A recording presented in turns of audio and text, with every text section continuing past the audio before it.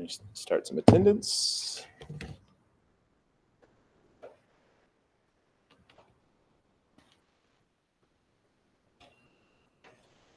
Good morning.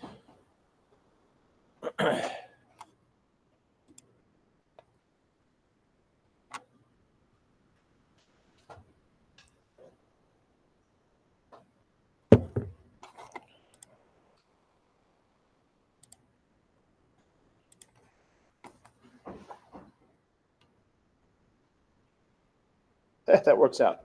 So like I said, guys, today the words are not they're not extra credit words. They're just your words that you're going to need for attendance today. And that works out because my battery's dead. That was not on purpose, but I take attendance with this computer and it's not working. So that works out, right? Your email to me will be your attendance today with the words. So make sure you send those words in today. Try to get them in before 9. I understand sometimes it doesn't happen. I'm not going to be very picky with the time today.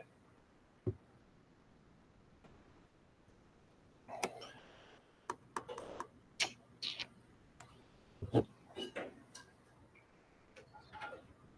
me try to think since we're recording. Somebody's going to be forced to watch this video. Might as well fill it with something. Some reminders. Let's see.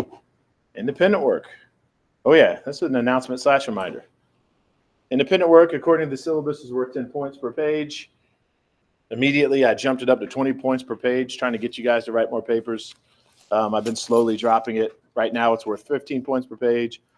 And as of Sunday, it's still going to be 15 points, but then as of Sunday, or starting Monday, it'll be worth the regular 10 points per page. So write your papers. Of course, I'm preaching to the choir right now. The people I really want to talk to aren't here, I don't think, but I'm challenging you guys. If you haven't written a paper yet, just write a short one. Think of one biology question and answer it. Send me a 2-sentence paper, 1 page, 1 document, 2-3 sentences. I was wondering why my muscles are always sore when I do deadlifts. I looked it up, and according to this source, this is the reason. Oh, yeah, another thing to make sure it's biology related. Someone did make that mistake. I read a paper yesterday that had nothing to do with biology. And I feel bad. Maybe I didn't reiterate that enough. It has to do with biology, right? At least science, you can get half credit. Somebody wrote a paper about tides, which if you've had my Bio 108 class, that might be related to that. So, that's science related. But make sure you write about biology. And again, it's not like you have to turn in 1 assignment per week. You just keep turn in assignments, long assignments, short assignments. It doesn't matter. Just turn in papers. Keep turning them in until you hit all your points. Preferably 10 per week. Or if you're like some of the people in this room, you've already got the full 100 points. Whatever works for you.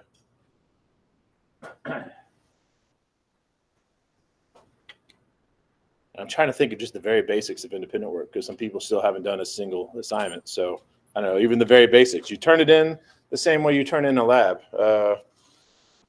You get on the the Google Docs. You write it on there. You share that document with me, and that's how that works. What other reminders? I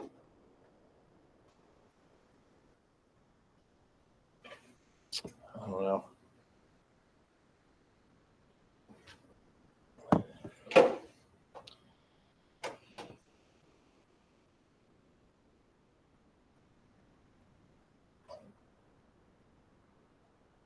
So let's see. Even though I'm not taking attendance because my computer's dead, I'm recording this. So let's say we have Cook, right? Hughes, Larissa, Hunter, Kennedy, Abigail, Hunter, Kincaid, yep. The 2 Meltons, Reinhardt, Cooper? No, not Cooper. Man, how am I forgetting this? All right, sorry, go with name. Yes, sir. Crowder. That's right, Crowder. That's why I messed it up. It's Crowder, not Cooper. Sir? Canterbury. That's right. It's all the C's. Crowder, Canterbury, Cooper. So Crowder's not here. Canterbury. Oh, yeah, sorry. Crowder is here. Canterbury's here. Cooper is not. We have Lewis, Hobson, Julia. I think yours is the only one I didn't get. Can you give me a hint for what's your last name start with? What is it? Mullins. Oh yeah, Avery Mullins. All right, so there we go. We sort of done attendance. So like I've said, for you guys who came in relatively recently, amongst other reasons, my computer that I take attendance on is dead. But also I'm having a big issue with people not paying attention. I can tell by the questions they're answering and by the fact that they've got the screen in their face the whole time. So today's attendance words are not extra credit.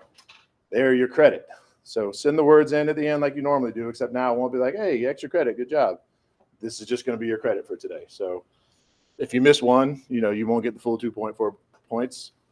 But hopefully this will just be for today. Just calling an audible, keeping everybody on their toes. Probably on Monday it'll go back to regular. What else? It's 8:01. I'm still dragging my feet, hoping some more people come in. So announcements. You guys make sure you pay close attention to details. So one of the things I like to harp on a lot, not necessarily with you guys, but more like with my friends who have to hear me talk, is I don't think a college education is meant to prepare you for work. We're not here to train you to do a job, right? That's part of it. But the bigger part of it is to have you become critical thinking citizens of the world, right? You should be critical thinkers when you vote and sit on a jury and buy stuff, right? All the things we talked about on the first day. But that being said, I will admit too that yes, we do prepare you for a job a little bit. And what I'm harping on right now is the attention to detail. Like some of the lack of attention to detail would get you fired. I don't know what else to do. I could use some help. Like we've been doing videos before the pre-labs for a while now. Some people are completely missing them. They're right there next to each other. Some people get like one and not the other. I've been saying for a long time now, you have to do the pre-labs before you come in. Say it verbally. I send out announcements on Facebook and on my online, right? Emails, and it's still not happening for some people. I don't know what else to do. So consider that too. It's not this hard. How do I put this? Most people who are doing poorly in this course are not doing poorly because of biology. They're doing poorly because they're missing this and they're missing that. They're not turning this in. Does that make sense? So this is all attention to detail stuff. So if that happens to be you, take a look in the mirror and start working a little bit harder. Think about what you're doing. But if you're just not good at biology, that's just a whole different thing. You can't help that. If you're trying, you're trying. But that doesn't seem to be the case with anybody. So on that note, yeah, and some of you are doing just absolutely amazing. I need to work on telling you guys that a little bit more. But even the ones who are doing absolutely amazing, I still like to challenge you, right? So if you make a mistake, I'd like to bring it up. Like, hey, what about this? What about this? Fix that. Like even think about like Tiger Woods when he was at the height of his game. He still had a swing coach, right? The best baseball players ever still had coaches helping them with their swing or whatever they do, right? So just because I'm coaching you along doesn't mean you're not doing something good. It just means I'm trying to challenge you. Even if you're the best at your game, you still have room for improvement, and I'm here to challenge you. But anyway, yeah. So please do things on time. Turn your stuff on time. And then, again, I've already told you, I'm very picky with the pre-labs. If you're a little bit late with the labs, whatever. But pre-labs are important because I have to know you know what you're doing before you come in. Anyway, any questions about anything? Sorry for that. It's just really frustrating. I'm doing what I can. I don't know how else to make these more obvious. Oh, here's one. How many of you were in, I don't want to do that because that's, how do I put this question? For someone who was in lab last week, so this question doesn't even pertain to you. I want to see if anybody knows this. For someone who was in lab last week, what did the people who missed lab last week have to do to come to lab this week? Does anybody know? If you were in lab last week, do you know what your classmates had to do before they came to lab today? Watch the video, right? I've announced it, yet some of those people still haven't watched that video. So you guys got the memo. I've said it. I've typed it. I don't know what else to do. Sorry. Attention to detail, following directions, very important. Not only will it help you academically, but it'll help you in your life. So now we're done with that boring talk. Let's talk about chlorophyll. We left off talking about the light systems. This is the last thing we talked about. And the first word for attendance, again, this is an actual word for attendance. This is an extra credit for today. Let's say photon. Anyway, this is the last thing we talked about, right? We were talking specifically about how the light part of this works, right? One of the things you need to know for the exam regarding the light part of it, one of the questions will be, which of the two stages uses light? I don't know how exactly I'm going to word it. I might say which of the two stages uses light. I might say which of the two stages uses photons. I might say which of the two stages uses light to excite electrons. Either way you put it, it's the light reactions, right? It's the first of the two. We haven't even learned about the other ones yet, but it's the light reactions, right? So this is the last thing we talked about. Light hits this photocenter. It excites these electrons. That excitement, if you will, that energy just kind of bounces around until finally it hits this one electron, and it gets trapped in its excited state. All right, that's the last thing we talked about. Now we're still talking about the first stage here. But now let's talk about how, now that we know how we get excited electrons, let's talk about how the light reactions generate ATP and NADPH. Remember, you should just associate that with high energy electrons, right? And again, before we talk about this, I want to remind you, this is what we're really after for the light reactions, right? Light reactions are all about giving energy to the Calvin cycle. So this is what we're really after. Yes, we excited some electrons, and that's what we just got finished talking about. But now we're going to talk about, now that we have these excited electrons, how do we make ATP with it? How do we make the NADPH? So here we go. Two photosystems cooperate in the light reactions. You don't need to know that for the exam. I'm not going to break it down and say which photosystem does this, which photosystem does that. That's for a couple reasons. First of all, this is a 100 level non-biology major course, so I don't think it's really relevant. And two, it can get a little bit confusing between the first one and the second one, and I won't even talk about why, because that in itself might get confusing. So just know that there's two of them. You don't necessarily need to know what they're called, but here we go. Let's talk about it. The photons excite the electrons and the chlorophyll of the first photosystem. So the first one that we're going to talk about anyway, right? So there's a photosystem. That's basically the one I showed you earlier. The light hits it. The electrons get excited. They're bouncing around until finally they're captured, right?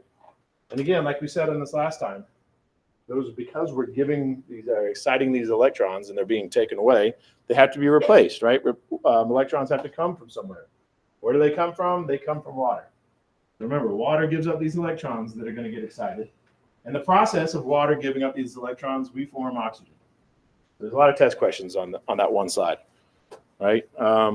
Which of the two stages, I don't know, is associated with a primary electron acceptor? I probably won't ask that, but that could be a question. And the answer would be light reactions. Which of the two stages, or excuse me, what molecule donates electrons for photosynthesis? The answer is water. What molecule is then created when water gives up those electrons? Oxygen. Where do those electrons go? We'll talk about that later, but the answer is glucose. And remember, it's the opposite of respiration, right? In respiration, the electrons came from glucose and went to oxygen, which formed water. Completely opposite here. So here's what we're talking about, right? This is what it looks like. There's the reaction center. The light hits it. What this isn't showing is the excitement is bouncing around a lot. But that's trivial. It doesn't matter. The point is, the electrons get excited, and then they're finally accepted by that electron acceptor. And again, it's the water that's giving up the electrons, and in that process, it produces oxygen. This picture is not from your textbook. I will point out, again, I'm not worried about the numbers, right? It doesn't matter. Yes, there's two electrons. I don't really care. The fact is, water is giving up electrons. It produces oxygen. And again, I don't care that there's half those. I don't care about those hydrogen protons. Water gives up electrons, and in the process, that produces water. So any questions about this slide? This is just the first one. There's going to be another photosystem because we need to do something with that primary electron acceptor. So here we go. If there's no questions about that one, let's talk about the next one. The second photosystem. So we have that energized electron from the first one, right? So for it to get from the first one to the second one, it actually goes through an electron transport chain, just like, almost identically to respiration. We have excited electrons going down an electron transport chain. Just like in respiration, like the second bullet point says here, this fall from one place to the next, right, is used to make ATP. And it's actually, I'll show you on the upcoming slide, but it's used the same way. Those electrons that are excited and then going down and releasing that excitement, that energy is used to pump hydrogen ions against the concentration gradient. Those ions then diffuse back down the concentration gradient through an enzyme called ATP synthase. That thing turns, it produces ATP, right? So that portion is exactly, as far as we're concerned, is exactly the same as respiration. And then finally, again, so we're talking about this high energy electron, right? That's kind of passing down. This is the first photosystem, it's going to the second one. It's kind of passing its way down to the second photosystem.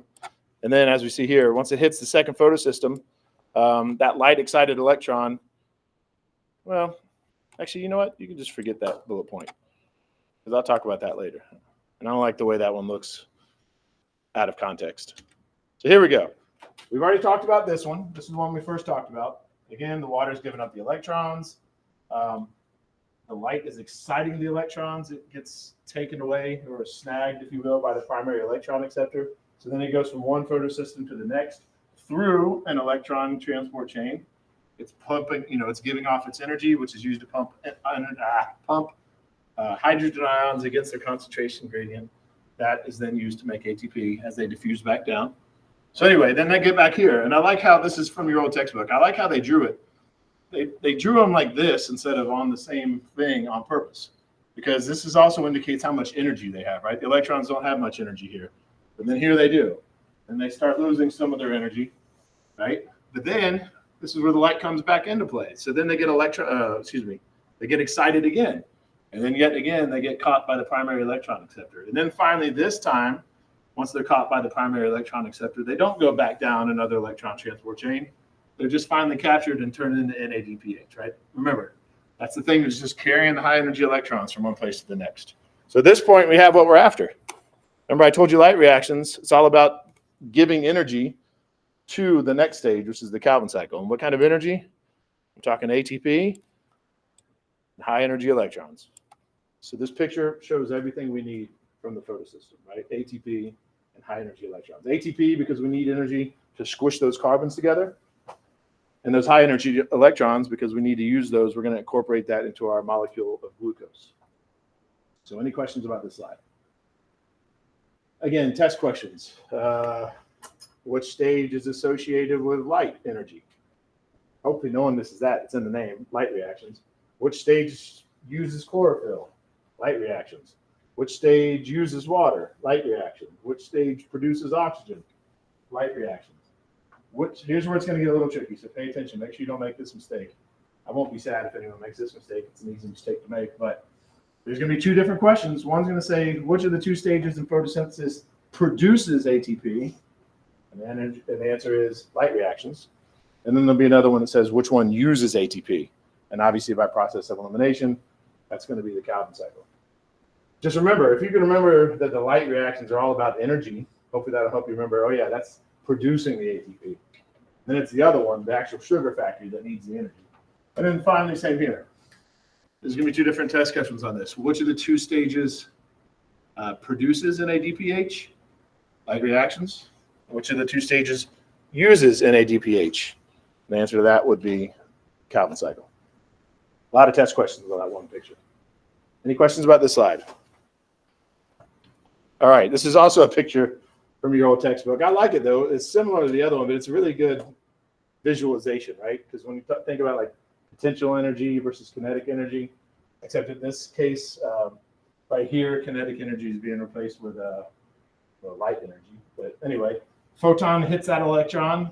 It gets really excited when it's up here. It's got potential energy in real life, but we're thinking of that as, potential energy chemically.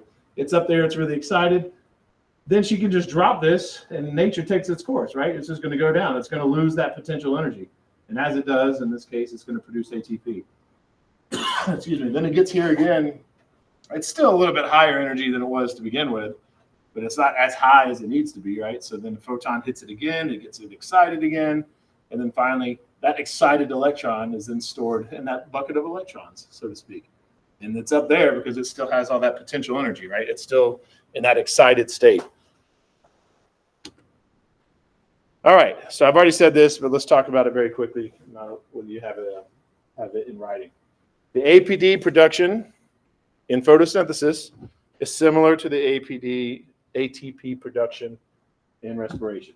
Like I already mentioned earlier, It's because the electron transport chain pumps hydrogen ions across the membrane, right, against the concentration gradient, meaning we're taking these hydrogen ions and we're putting them from an area of low concentration to an area of high concentration, right, which is not how things normally work. So it takes energy. That's where that, the high energy electrons come from. The main difference here is that in respiration, those high energy electrons came from food, right? Glucose is what we usually talked about, but whatever. Any type of food that we eat, we get the high energy electrons for that for respiration. And again, like I've already said, in photosynthesis, those electrons come from the water, right? So again, there will be a few questions about that. Number of questions about this idea of electrons have to come from somewhere and they have to go somewhere. So you're going to need to know that for photosynthesis and respiration. Are there any questions about this slide? So everything I've already said, except it's in writing. All right. Here's a picture of the whole shebang, right? There's photosystem 1. Water is giving up some electrons, which produces oxygen. Those electrons get excited by the light. As they move from one protein to the next, they're releasing that energy. Releasing that energy is used to pump hydrogen ions against their concentration gradient. Excuse me. And nature wants to do its thing, right? It's highly concentrated here. There's a lot of H plus ions here. There's not a lot here, so they just do what they do, right? They just naturally diffuse through. Of course, they can't make it through the membrane, so that's facilitated diffusion, right? They have to go through this protein, and this protein happens to be ATP synthase. So it is the enzyme that is producing ATP. I found a good video. I'll try to share it with you guys. The only thing I don't like about the video is it's really in depth. So if you watch it and you're paying a lot of attention, you might get confused. You're like, wait a minute, he didn't say any of this stuff. It's because this is like the Cliff Notes version, but I'll try to watch the video. Share the video. And if you have to, maybe just watch it on mute or something. But it really does it really looks neat to see that thing spinning and producing the ATP. Any questions about this slide? All right, and again, compare that to what respiration looks like. It's still very similar, right? You have electrons going from protein to protein, giving off their energy. That energy is used to pump hydrogen ions against the concentration gradient. They then just do, nature takes its place. They diffuse back down the concentration gradient through the enzyme ATP synthase. That makes ATP, so on and so forth, right? As far as we're concerned, it's similar. I mean, you can see there are some differences, but none of which that I'm going to test you on. Like, for example, in respiration, the electron carrier is NADH or FADH2, as opposed to NADPH. But as far as we're concerned, like I said, those are all the same. Yeah, go ahead and say that too. You will not get a test question where I'm like, which one uses NADPH? Photosynthesis or respiration? I'm not going to ask that. Though, if you were to come across that question, you could just think of the NADPH and think of photosynthesis, and that's what helped me remember it as a student. Anyway, any questions about this side? All right. Oh yeah, one more thing. I did mention this when we talked about respiration. One more thing you don't have to worry about. I didn't say this, but you can see here that the NADH is bringing the electrons to this first protein on the electron transport chain. And it's FADH2 that's bringing them to the second protein. But you don't need to worry about that. Not a problem. The next word for attendance will be chain. See it right there. The next word for attendance. And remember, that's attendance today, not extra credit. Here we are, the third and final bullet point. We're making good time. So we almost definitely have the exam next Monday. I know I say this a lot, but make sure you keep your eye on your emails. Because if we're going to do it next week, I don't know why I just said Monday. If we're going to do it next week, I'll probably ask for your input and take it like a vote. Would you prefer it Monday, Wednesday, or Friday? Or maybe it'll be like last time, and I can get the my online people to fix an exam up for me. And you can just take it online like you did last time. We'll see. I'm still working on it. A lot of it's out of my hands. Anyway, big picture again. We're talking about photosynthesis. The whole purpose of photosynthesis, as far as we're concerned, is to produce glucose, right? Because glucose then goes to cellular respiration, and we use that to make ATP. But again, the big picture, we're trying to make glucose. So far, we haven't even talked about that. because so far we've only talked about one of the two stages. We talked about the light reactions, which is all about providing the energy to the Calvin cycle so that the Calvin cycle could make what it is that we're after. You could think of it as a sugar factory, right? The Calvin cycle, that's the sugar factory, right? This is finally when we're making what we're after, specifically glucose. Of course, there's other stuff, and we'll talk about that here in a second, but yeah, we're after glucose. This is a good time to remind you of this too. Sorry, I don't know why I didn't think about this earlier. Someone else needs this room coming up soon. I wish I could give you more details. So sometime soon, and I'll let you know beforehand, but we're not going to meet in here. We're going to meet in the auditorium. And no, we'll meet online instead. So I'll let you know when, but it's early March. That's all I know. Early March, someone else is going to use this room. I'll send you an email. We'll meet online instead of in person. Try to, if you don't mind, if you maybe remind me to remind everybody. So anyway, back to this. Again, Calvin cycle, that's the sugar factory. This is the thing that's making what we're actually after, which is glucose. Your book mentions, but I don't care, so I'm going to put it next to this. Again, it's a cycle, and the reason it's a cycle is because it regenerates the starting material with each turn. Just like the citric acid cycle, right? We had that 4-carbon acceptor molecule, and then we had that 2-carbon acetic acid come in at the beginning, boom, and it attaches, and then it kind of went around the cycle, losing carbons, and then finally some other stuff happened, and then boom, you were left with that starting molecule again. And the acetic acid joined again, and the cycle continued. That's what made it a cycle. Same here. And we're going to talk about what the starting material is and all that, but I put it next to that just to remind you that you don't necessarily need to know that. Obviously, just like in respiration, each turn of the cycle has chemical inputs and outputs. Again, your book mentioned that, so did I, but I don't even care about that. Well, I sort of do. It's not that each turn has chemical inputs and outputs. What I'm concerned with, and I'm going to talk about this here in a second, because they're right here, you just need to know the Calvin cycle has inputs and outputs. But that's nothing new. Everything we've talked about has inputs and outputs. Glycolysis, the very first thing we talked about when we talked about respiration. The input was glucose. The output was pyruvate, right? Citric acid cycle. The input was acetyl-CoA, or acetic acid. The output was carbon dioxide, right? So again, this is nothing new, but let's talk about the inputs and outputs of the Calvin cycle.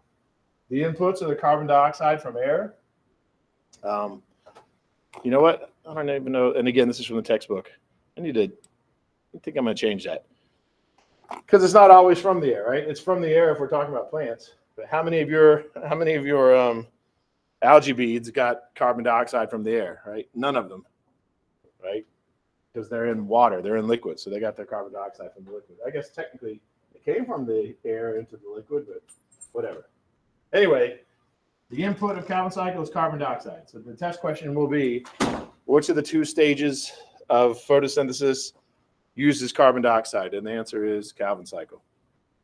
And just like respiration, remember I told you, if you have any question on the exam that has anything to do with carbon, when it's asking about photosynthesis or respiration, it's always going to be some kind of cycle. And the way you can remember that is carbon dioxide starts with a C, Calvin cycle starts with a C, citric acid cycle starts with a C, which is again why I call it citric acid cycle, not the Krebs cycle. So yes, in this exam, if there's any questions about when CO2 is used or produced, the answer is going to be some kind of cycle. And this is another good time for me to remind you, because I haven't said it since Monday. The portion of the exam where you answer questions about photosynthesis, the only correct answers are going to be light reactions, Calvin cycle, both, or neither. Make sense? There will be some other ones there to throw you off, because if someone doesn't pay any attention, they're going to miss this question. You guys won't, because this is not the first time I've said this.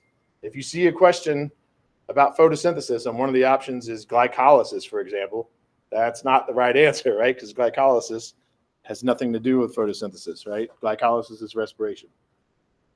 So when you find yourself in a bind and you don't know the answer to a question in the photosynthesis section, at least do yourself a favor and guess one of the ones that has to do with photosynthesis, because then even if you're wrong, you probably get partial credit. Anyway, what are the other inputs from the Calvin cycle? ATP, right? So that's the other test question. Which of the two stages uses ATP? Not produces, but which of the two stages uses ATP? Calvin cycle. And again, if you can remember that the Calvin cycle, this is This is the sugar factory. This is the thing that's actually building the glucose. That'll help you remember that it takes energy to build stuff. What do you need for energy? ATP. Therefore, hopefully that'll help you remember that Calvin cycle is the thing that's using the ATP. Logically, that makes sense. And then by process of elimination, again, if Calvin cycle is using the ATP, obviously the light reactions must have made it. Likewise, this. What are the inputs? Again, we're still talking about the inputs of the Calvin cycle. NADPH, right? Basically high energy electrons. We also have the input of high energy electrons. So which of the two stages uses high energy electrons? Calvin cycle. And again, if you can remember that the Calvin cycle is there to build glucose, and glucose has high energy electrons built into it, hopefully that can help you remember that the Calvin cycle is the one that uses the high energy electrons. And again, by process of elimination, if you can remember that Calvin cycle uses high energy electrons, then obviously it must be the other one that produces them. Anyway, those are the inputs. Any questions about the inputs? All right, the outputs. This is where it gets a little bit trickier. Technically, the outputs are G3P. So I keep saying glucose, glucose, glucose, because that's what we're after. And as far as I'm concerned, as far as we're concerned in this course, it does produce glucose, right? For the exam, it's going to be glucose. The exams are going to mention anything about G3P. But really quickly, I'll tell you what G3P actually is. It is a sugar molecule, but it's not glucose. G3P is used to make glucose. It's also used to make other important things, which makes sense, right? Plants need more than glucose. They need other stuff too. And G3P helps make that. So again, for the exam, you can forget about G3P. This is just for your own knowledge. For your own knowledge, yes, we don't go directly from photosynthesis to glucose. We actually make G3P. That's a good independent work topic if you want to look into it, because all I said right here is other organic compounds. Okay, well, what else does photosynthesis make? Other than glucose, what else does photosynthesis make? Anyway, so again, there's a lot of test questions on here. Calvin cycle uses CO2. It uses ATP. It uses high energy electrons via NADPH. It produces sugar molecules. It produces, well, yeah. So any questions about the Calvin cycle? We're making really good time. We'll probably get out of here just in time for a tornado. I don't know if you guys saw the weather. It's not supposed to be good. Anyway, here's a visualization of what we're talking about. So there you have your acceptor molecule on the left, the RUBP sugar. I'm gonna point this out. Let's see if anybody. Actually, I'm not gonna point it out yet. Let's see if anybody can pick up on this. So anyway, we have that RUBP sugar. Not that I'm going to ask you the name of it or this fact, but it has 1, 2, 3, 4, 5 carbons and 2 phosphates, right? That's the acceptor molecule. If I were to ask anything on this, and I almost guarantee you I won't, that would have to be an extra credit question. What is the acceptor molecule in the Calvin cycle, RUBP sugar? So anyway, that 5 carbon RUBP sugar then attaches to 1 carbon from carbon dioxide, which gives us a 3 carbon molecule. And I like it. Your book doesn't even give you the name of it. So obviously I'm not going to test you on it. It has a name, but you don't need to know it. But does anybody notice something weird about this picture before I move forward? Does anybody see the problem? That 5 carbon RUBP sugar is combined with 1 carbon from carbon dioxide. And that molecule gives us a 3 carbon molecule. Does anybody see the problem? How about this? It's actually, once you see it, you'll be like, oh, yeah. Let's break it down this way. What is 5 plus 1? Good. We have math majors. 6, right? 5 plus 1 is 6. But I just told you there's a 3 carbon molecule. So not that I'm going to go into this much detail in the lab, or excuse me, in the exam. That I know if I was studying this and this hadn't been explained to me, my brain would just get stuck on that and I wouldn't be able to learn anything else. So what's actually happening here is that RUBP sugar is attached to carbon, and it actually forms a 6 carbon molecule. And for some reason, your book doesn't talk about that. And then that 6 carbon molecule is broken in half.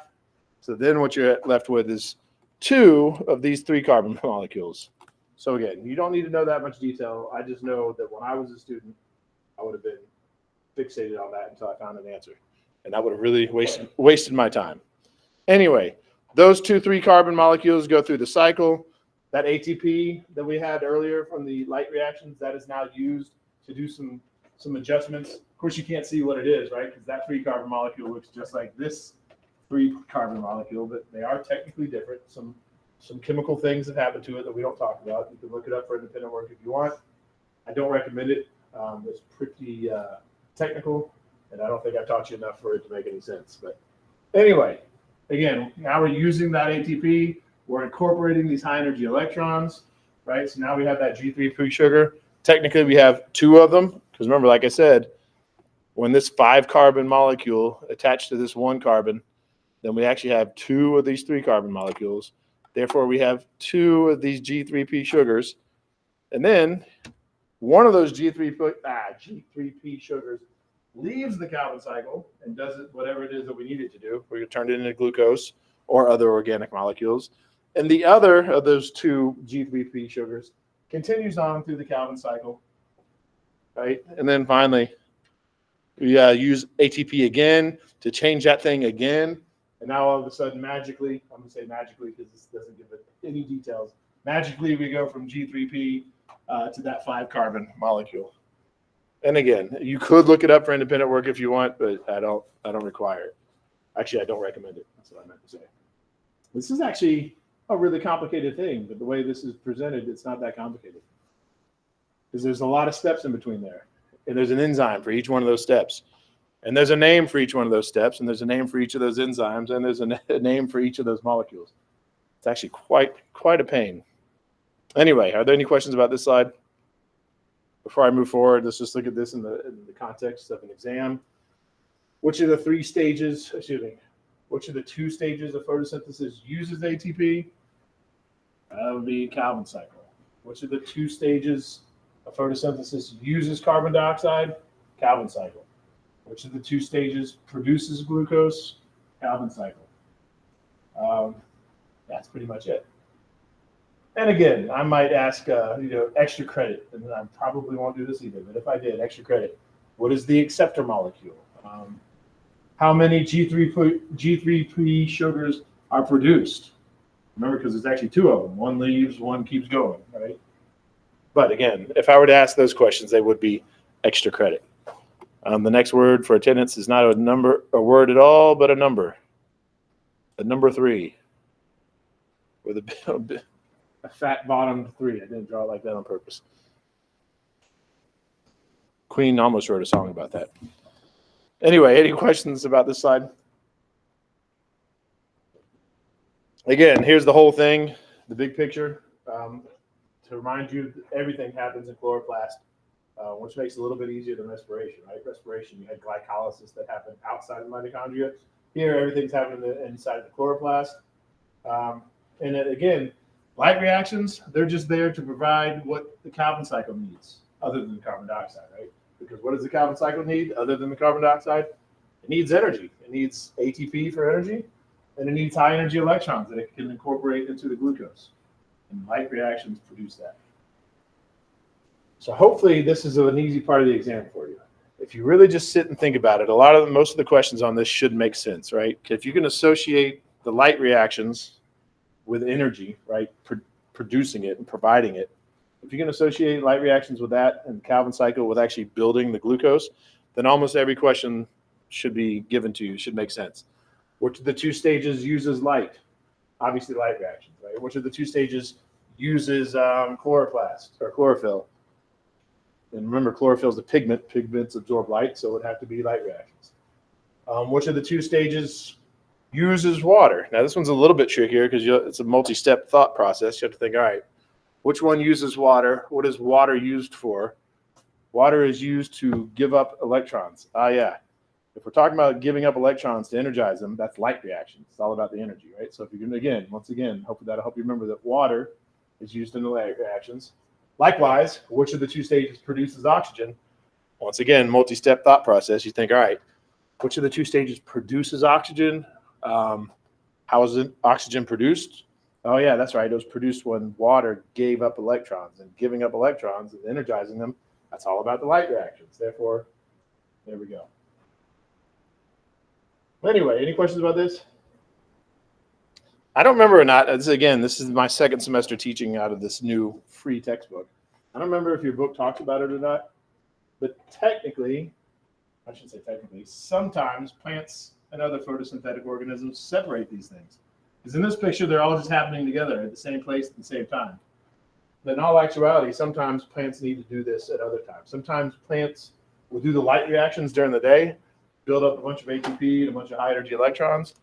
But like if they're in a really hot and dry environment, they keep those stomata closed. I'm not going to test you on any of this, but I'm going to say it just in case your book does. So because it's so hot, they don't want to lose their water, right? Because it's hot wherever they are, hot and dry.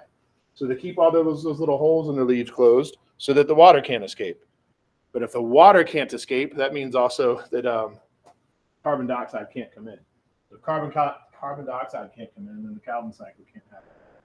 So what happens is those plants have like this intermediary. Again, during the day, they're doing all the light reactions and they're producing what they need to produce. And then later at night, they'll open up their stomata, they'll let that carbon dioxide in, and they'll do their do the Calvin cycle. Now that is simple enough. If you want to, you can write about it for independent work if you want. But like that would be a simple question to ask. What kind of plants? Or remember, how about that? Yeah. What are the different types of photosynthesis?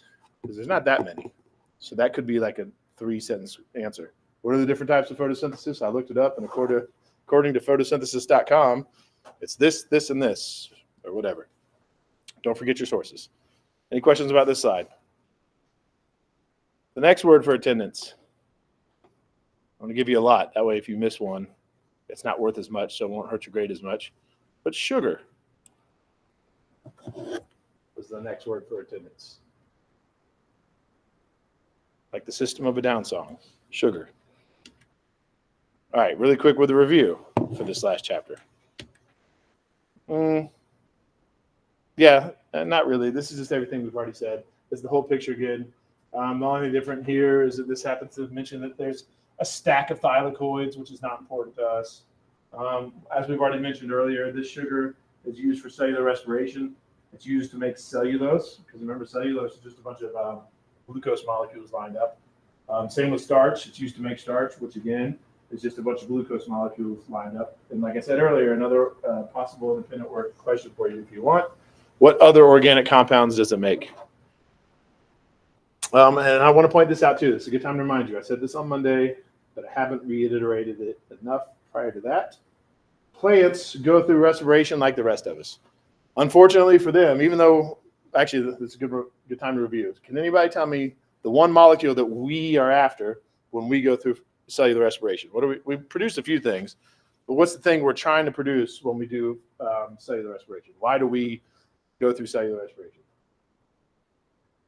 Or any organic, any organism, why are they going through cellular respiration? What are they trying to produce?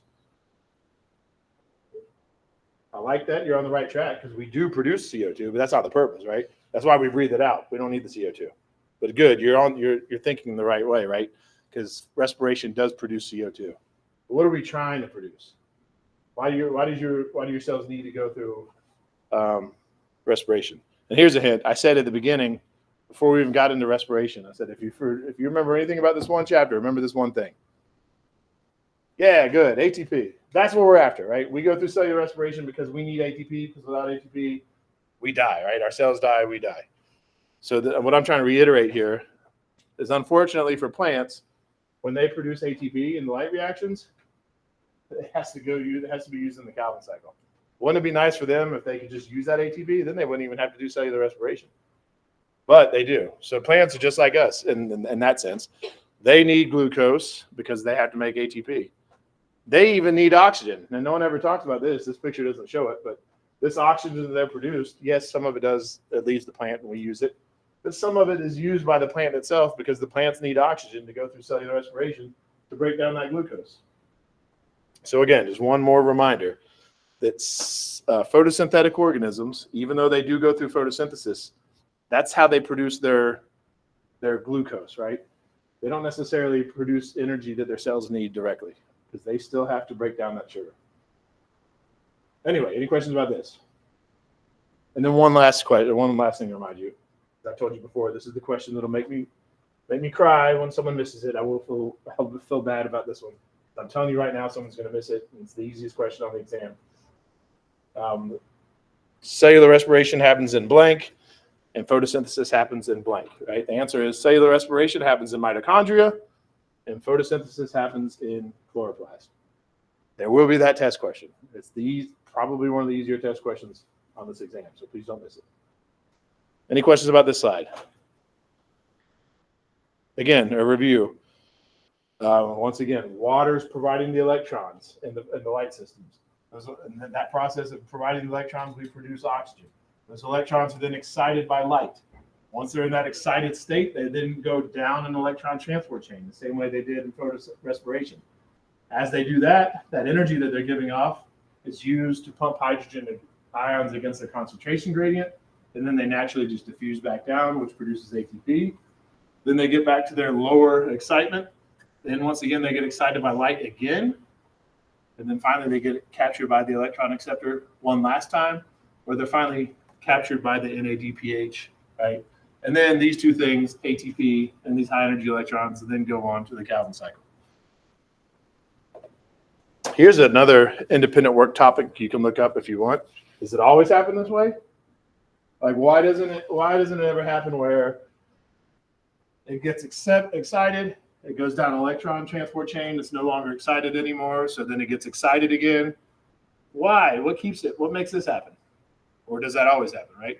Does this ever go back down another electron transport chain? Or is it always like after the first time, then it's always stripped away, it goes to NADPH? You can look that up for independent work if you want. Does it always happen that way? Or for that matter, right, does it ever skip this? Do we ever just go straight from that electron being donated by the water, and then it gets excited, and then stripped away by the NADPH? You can all call that up for independent work if you want. I'm not going to test you on that. As far as we're concerned, this is the way it works. And then again, the ATP and the high energy electrons come into the Calvin cycle. Calvin cycle then uses that energy to squish a bunch of carbons together to make G3P, or as far as we're concerned, glucose.